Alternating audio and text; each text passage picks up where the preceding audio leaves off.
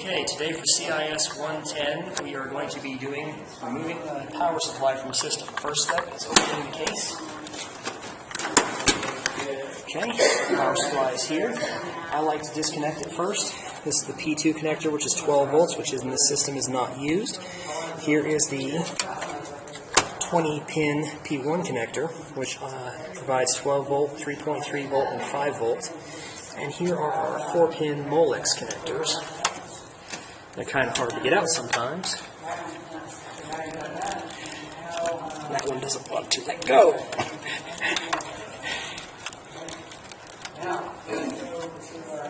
Yeah. Alright. Okay, now that that is disconnected, take the screws out of the power supply.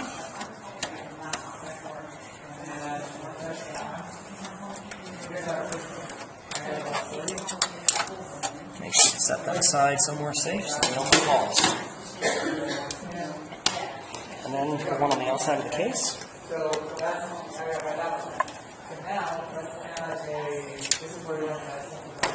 Alright. And then press down here. Correct. Okay. In this system here, these should be resistors. And it's kind of hard to see them, but the capacitors are down here and along this here, down over here. Alright, so put it back in. Just reverse the steps.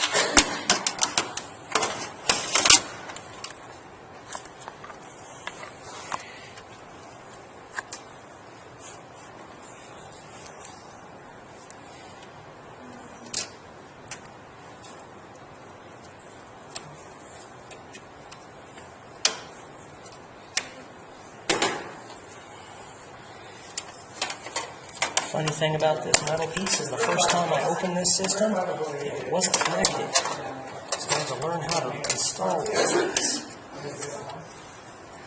Because the person who was in here before me didn't put it back on.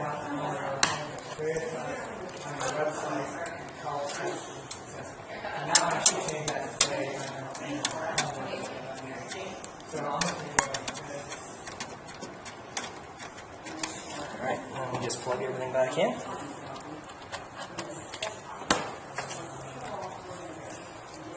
Okay.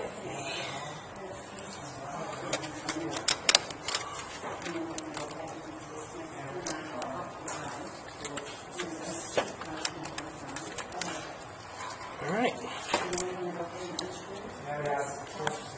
Guess it would help if I was putting it in the right way.